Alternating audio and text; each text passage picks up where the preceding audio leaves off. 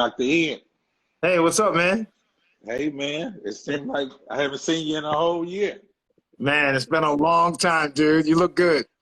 Thank you, man. I'm trying to listen. This pandemic and COVID-19, I put on at what they call it, the pandemic 35 or 40 or seem like 50, but I'm glad that you are here with me today. Of course, you're a New York Times bestseller and, of course, the new anchor host of the syndicated talk show, The Doctors, and you're back with your 20th book entitled Fat Burn, The Power of Negative Energy Balance. I just like that title. The first two words get me, fat burn. Dr. Ian, I need to burn some fat, man.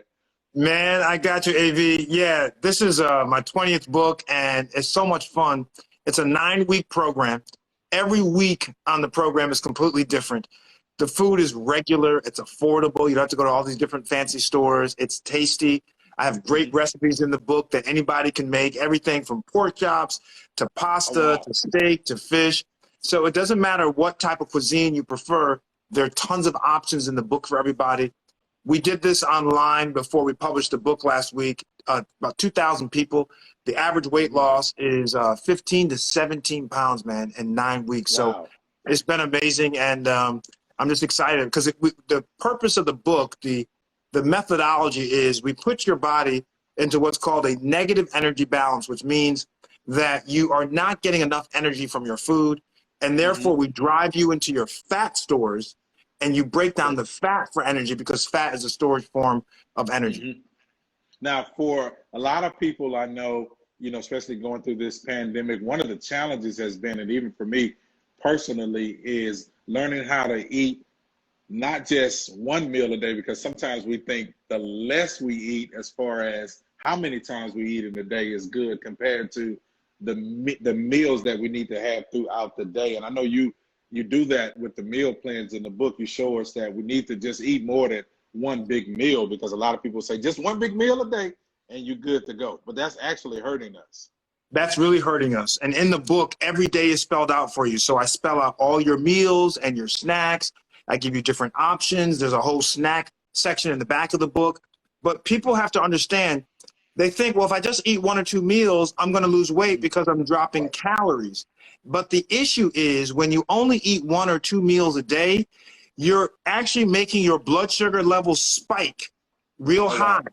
And so, and your insulin level, the hormone that responds to your blood sugar, that spikes. And it's the spike that's the problem. So people say, well, I don't understand.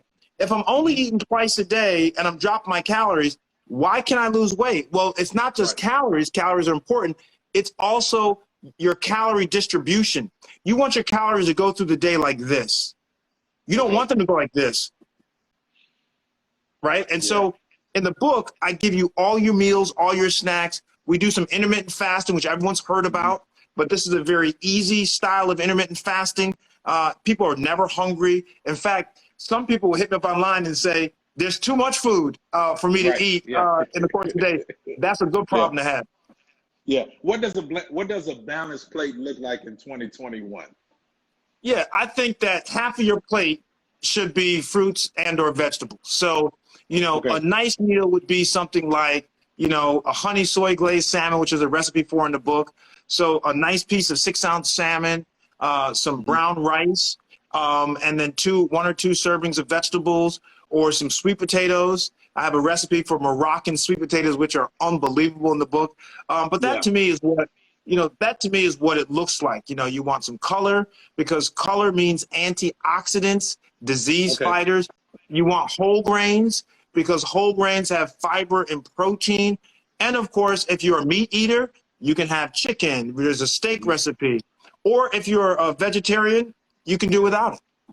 Now, Cassandra Collins 17 says, how does it decrease belly fat? Which is always the big question because we see everything seems to store right here, in our midsection.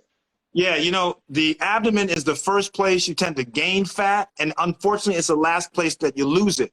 But research has shown that intermittent fasting is the one thing that will actually reduce what's called truncal obesity or fat around your abdomen.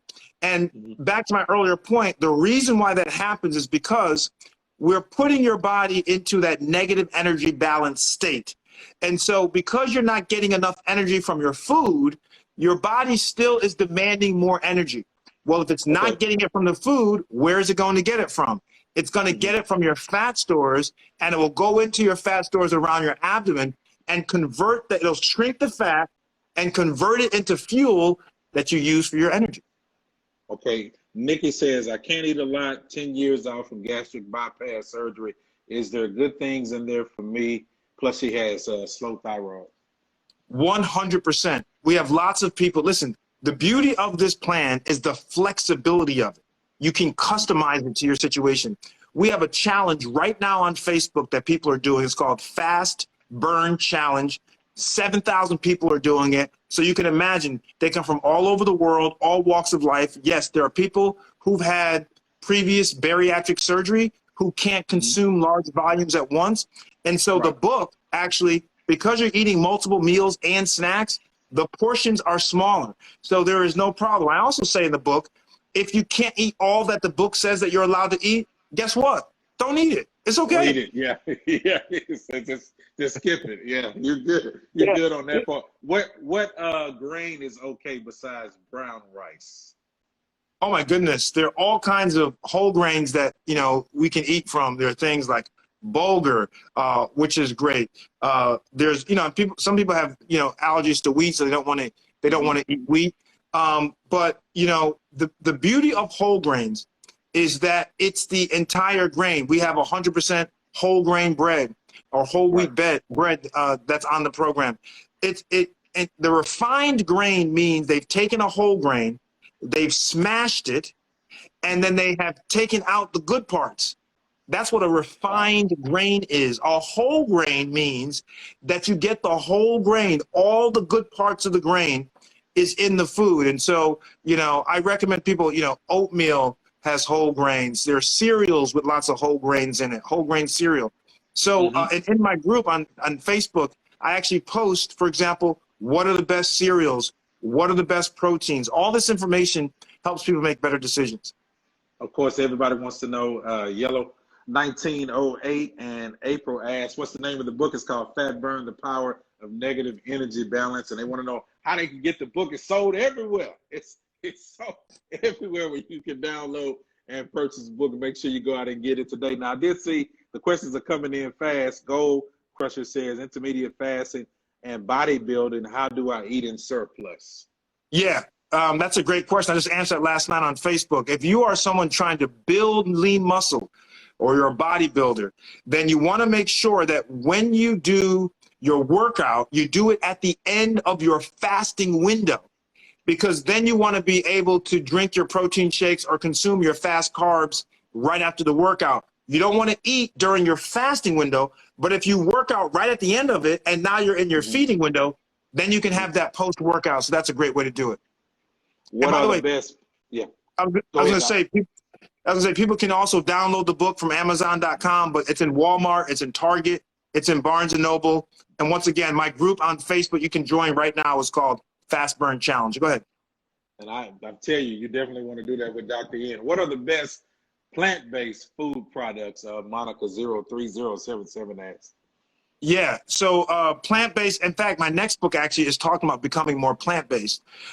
So all types of vegetables are important.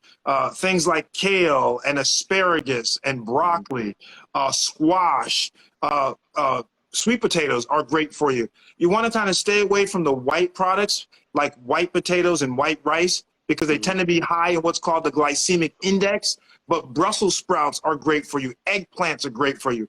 The more color, dark, rich colors, the more antioxidants, the greener the fruit and the vegetable, obviously, the greater the amount of fiber. And a lot of people don't realize they're not consuming enough fiber. So people should look up how much fiber is required or suggested for their age group and their gender.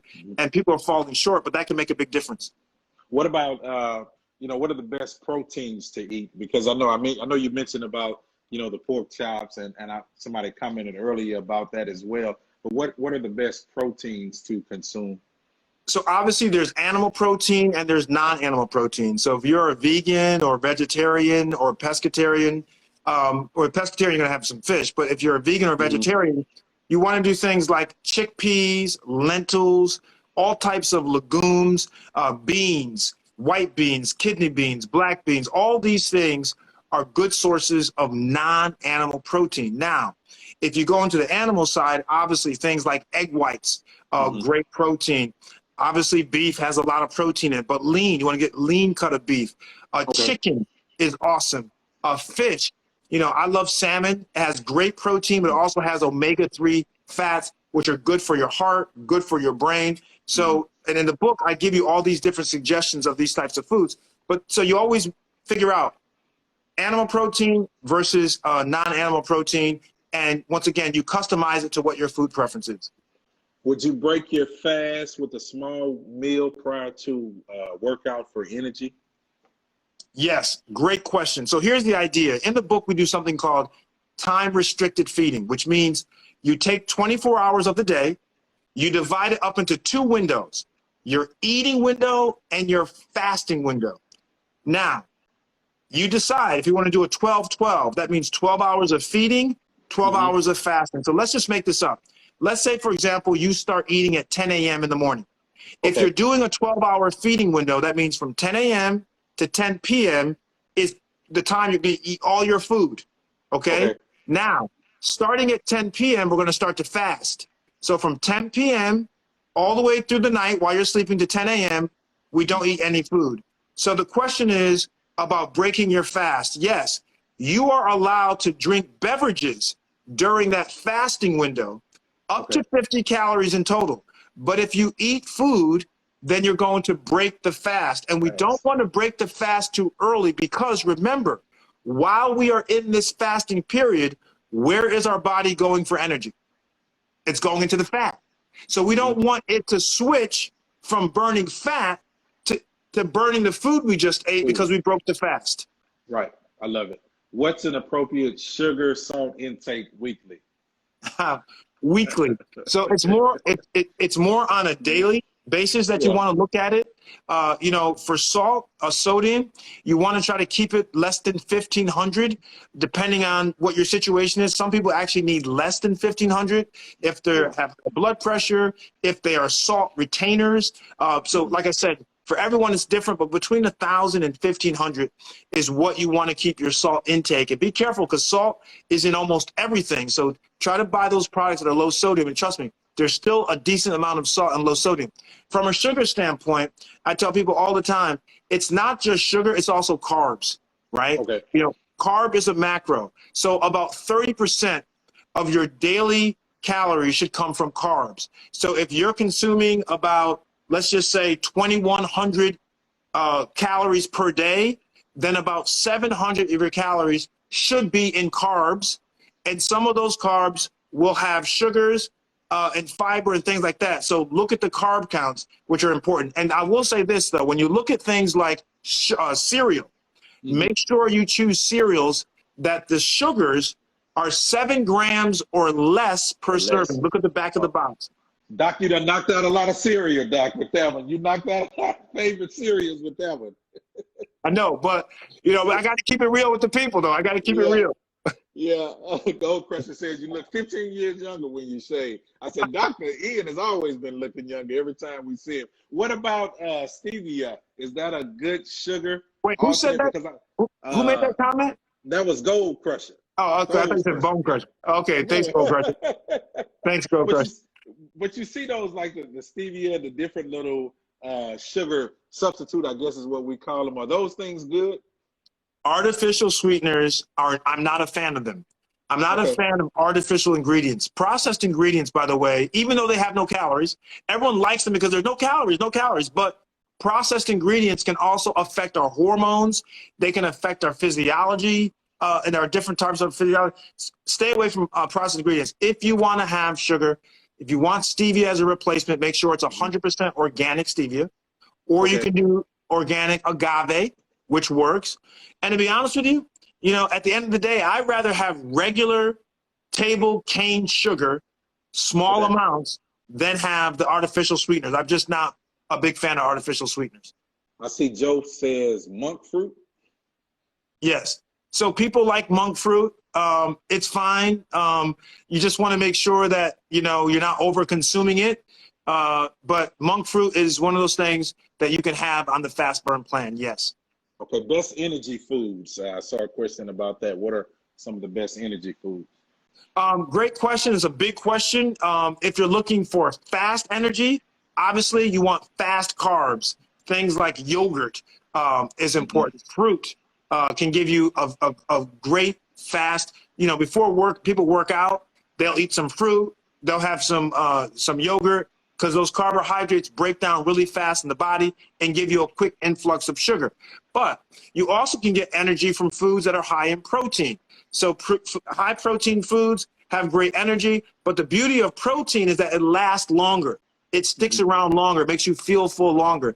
And that's why I tell people when you're trying to eat snacks, and by the way, in the back of the book, there's a whole chapter on snacks. I tell people, try to find snacks that have both protein and fiber, because that will make you feel full longer on fewer calories. Now, of course, you can still have some fun. You can have some chocolate-covered strawberries and blueberries and maybe even some cookies, but you really want to have most of your snacks to be those that are going to make you feel full longer. And what about Greek yogurt? The To Serenity asked the question. Yeah, Greek yogurt is great. I suggest not buying yogurt with fruit already in it. In fact, buy regular plain yogurt, add your fruit, add your blueberries and strawberries and bananas and peaches. That way the fruit is really fresh, number one, and number two, all the nutrients you're able to get from the fruit. Sometimes those yogurts that have fruit already in them, sometimes they're not the best, you know what I mean? So it really depends, manufacturer to manufacturer, but just buy plain yogurt, add your own fruit, it's much better. What about herbs as a replacement for vitamins? Yeah, well, herbs, herbal plants contain vitamins and minerals and other phytonutrients or plant nutrients. So it all depends on what you're eating, right? So you can get vitamins in plants and vitamins in herbs, but you got to make sure that you're eating enough of the herbs to meet your daily requirement of the vitamin.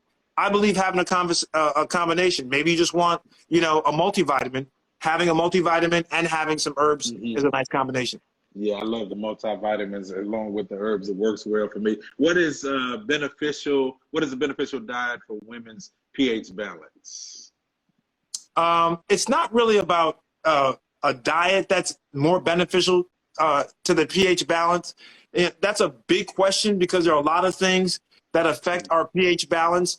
But sometimes probiotics can help people with, so foods that are high in probiotics, things like yogurt, vegetables like, cabbage, foods that contain natural probiotics are good for a woman's pH balance, good for everyone's pH balance, by the way. And there's plenty of that on fast burn for sure. How long should I drink broth before starting my fasting, or am I already fasting when I drink broth? So it depends. If your broth has more than 50 calories, then that's considered to be breaking your fast, right? So if you want to have your broth at the end of your feeding window, remember we said we stop eating at 10. That's just the example. Right.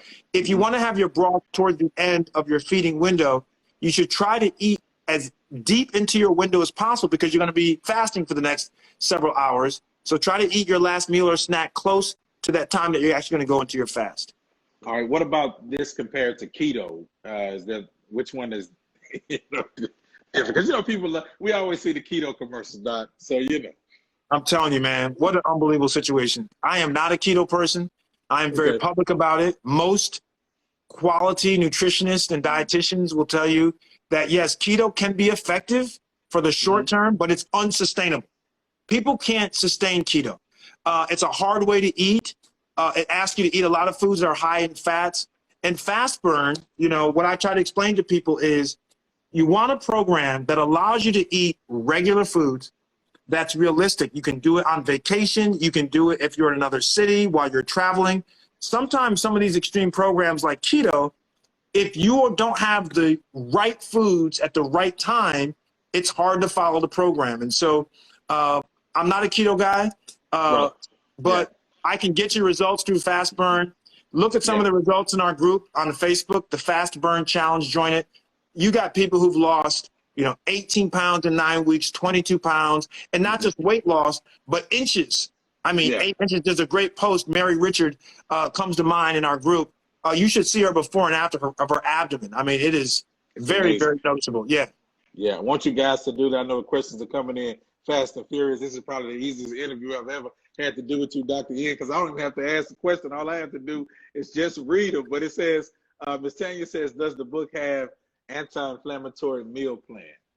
Yeah, so the meal plan itself is not a specific anti-inflammatory meal plan, but there are anti-inflammatory ingredients that will help. And that's why people love the customizing of the book. You can make this work for you. So there are different options.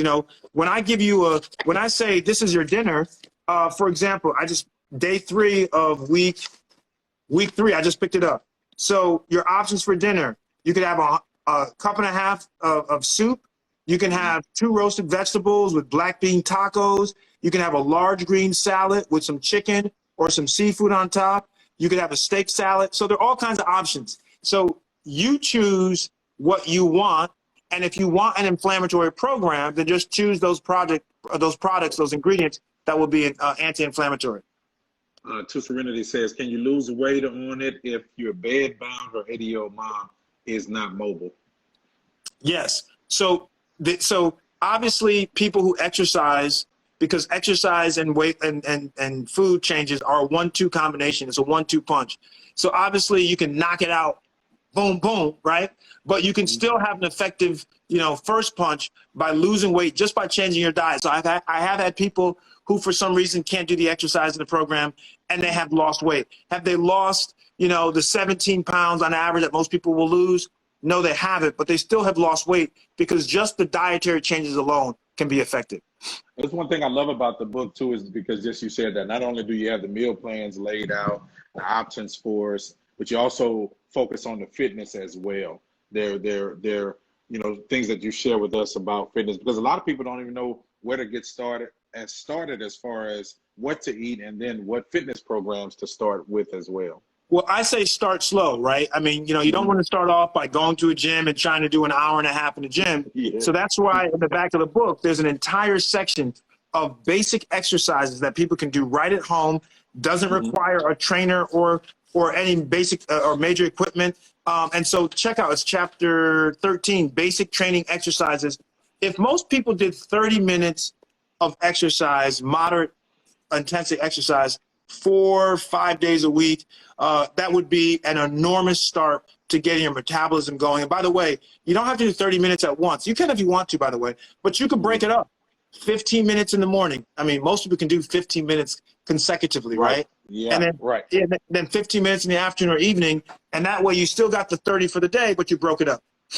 All right, the name of the book, Fast Burn, The Power of Negative Energy Balance. It's available. Get it right now. Join the Facebook club with Dr. Ian Smith as well. I'm telling you, because I know like me, you guys have a lot of questions that we could spend all day talking to Dr. Ian. He has the knowledge to give us that as well. And Dr. Ian, I see a question that says, does this help premenopause for women? It doesn't obviously slow premenopause, but a lot of people who are premenopausal will start noticing weight gain related to being premenopause. And so we have had people who have been successful. People who are premenopausal will typically have more difficulty losing weight, but they may not lose as much weight as they would have had they been, a few years earlier, but they still have lost weight on fast burn. Absolutely.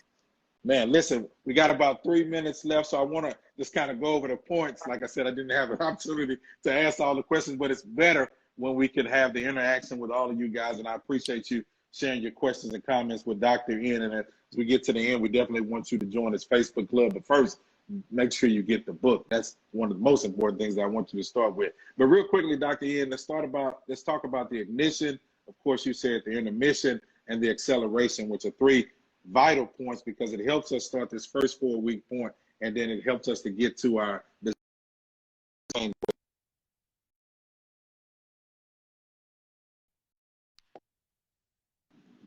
Yeah, simply it's broken up into 3 parts. There's the beginning, which is ignition, first 4 weeks. The middle of the program is called intermission, which is kind of a relaxed period. And then the last 4 weeks. The first 4 weeks is really getting your body adjusted to this new style of eating, new style of movement. People lose about 30% of the total weight they're going to lose in the first 9 weeks in those first 4 weeks. The intermission is the relaxed period. It's kind of your chance to take a deep breath, you know, try it on your own. Don't necessarily have to follow the plan, you know, by the letter, but gives you a chance to incorporate what you've learned. And then the last 4 weeks where we really put the pedal to the metal, we really go into those fat stores. We're in a groove. We got the system down, and we're trying to really shrink and shred and burn that fat. And so that's the 9-week plan. Very straightforward. People can do it over and over again. I love it. Dr. Ian, my brother, it's always a pleasure to talk to you. I told you we need to do this like at least once a month. I know your schedule is busy, you know, with television and writing books and doing all this. I know you're a busy man, but for your brother, AV, you got to at least once a month or every other month, we got to come on and talk, because this information is definitely helping the nation of people. AV, your family, once a month, I can make that work anytime you want to. And I just want to encourage people again, join the group. It's called Fast Burn Challenge. And please, guys, get your vaccinations. Get the shot in the arm, okay? We got to get through this together. Yes, sir. Fast Burn, the Power of Negative Energy Balance. My friend, my brother, Dr. Ian Smith, the book is available. Go out and get it right now. Add it. You know, you like me on the iPad, download it, get it, add it. It's just going to definitely bless your life and help us to get rid of this pandemic weight that has become almost like a best friend. Listen, when you talk to J Mac, on our sister station, tell him AV is the best, and that'll definitely bless his day to day with you saying that to him, Dr. Ian. That's the first thing I'm gonna say to him. Watch. Yes, sir. I love you, bro. I appreciate you, man. All right, be cool. Take care. See you. Bye-bye.